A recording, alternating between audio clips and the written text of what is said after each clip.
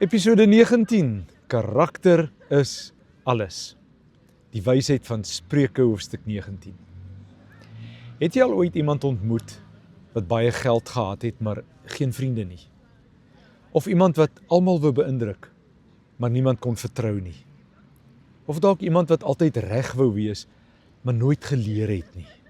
Dis maar net 'n paar eienskappe, maar hulle bepaal eintlik alles. Hier is die groot vraag: wat bepaal werklik jou lewe se waarde? Vandag gaan jy ontdek waarom karakter belangriker is as rykdom. Hoekom nederigheid sterker is as mag. En hoe integriteit alles verander. En as jy dit snap, gaan jou verhoudings dieper word. Gaan jou invloed groter word. En jy meer soos Christus begin leef. Integriteit is meer werd as rykdom. Spreuke 19 vers 22 sê, dit wat 'n mens begeerlik maak, is sy goedheid, en 'n arme is beter as 'n leienaar. Dink vir 'n oomblik hieroor na. Die Here meet nie sukses soos ons dit meet nie. Die wêreld sê, hoeveel het jy? Wat kan jy bekostig? Hoe lyk jou bankbalans? Maar die Here vra, kan mense jou vertrou? Spreek jy waarheid? Hou jy jou beloftes? Vers 1 bevestig dit. Beter is 'n arme wat in sy opregtheid wandel, as een wat verkeerd van lippe is en 'n dwaas is. Die waarheid is, jou karakter bepaal jou ware rykdom, nie jou besittings nie. Ware vriende versus valse aanhang. Die skrif sê, rykdom maak baie vriende, maar die arme word van sy vriend geskei. Spreuke 19 vers 4.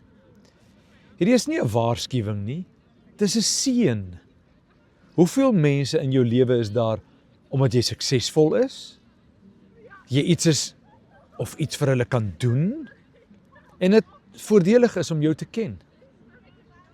Maar ware vriendskap werk eintlik anders. Ware vriende bly wanneer die geld op is. Hulle ondersteun wanneer almal weggeloop het. Hulle praat ook die waarheid, selfs wanneer dit seer maak. Die vraag is nie, hoeveel vriende het jy nie? Die vraag is, watter soort vriend is jy? Dissipline is eintlik liefde in aksie.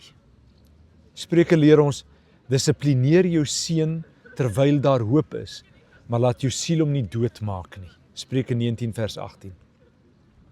Hierdie vers leer twee waarhede. Die eerste is, dissipline moet vroeg kom. Terwyl daar hoop is, sê Spreuke, nie wanneer dit te laat is nie. Die tweede is, dissipline moet uit liefde kom, nie uit woede nie. Hy sê, maar laat jou siel hom nie doodmaak nie. Die doel van dissipline is nie om te straf nie. Die doel is om te herstel, of om herstel te bring. Vers 20 sê, luister na raad en neem tugtiging aan, sodat jy in jou laaste dae kan wys wees.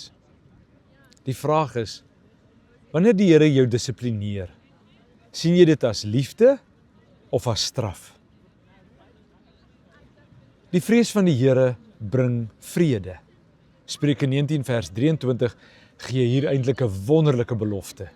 Die vrees van die Here lei tot die lewe, en wie dit het, sal verseker oornag deur geen kwaad besoek word nie. Hier is die geheim van 'n rustige hart. Die vrees van die Here is nie angs nie. Dis eerbiedige ontzag. Dis die besef, God regeer. God sien alles. God is regverdig. God beskerm sy kinders. Wanneer jy hierdie dinge verstaan, beteken dit, jy hoef nie meer alles te beheer nie. Jy hoef nie meer almal te behaag nie. Jy hoef nie meer bang te wees nie. Want jou veiligheid lê in hom, in Christus. Kom ons vat dit eenvoudig saam. Integriteit is meer werd as rykdom. Ware vriende bly wanneer alles verkeerd gaan. Dissipline is liefde in aksie. Die vrees van die Here bring ware vrede. Sê dit saam met my. Ek kies karakter bo rykdom.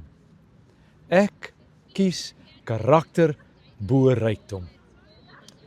As jy vandag besluit, ek gaan integriteit kies bo voordeel.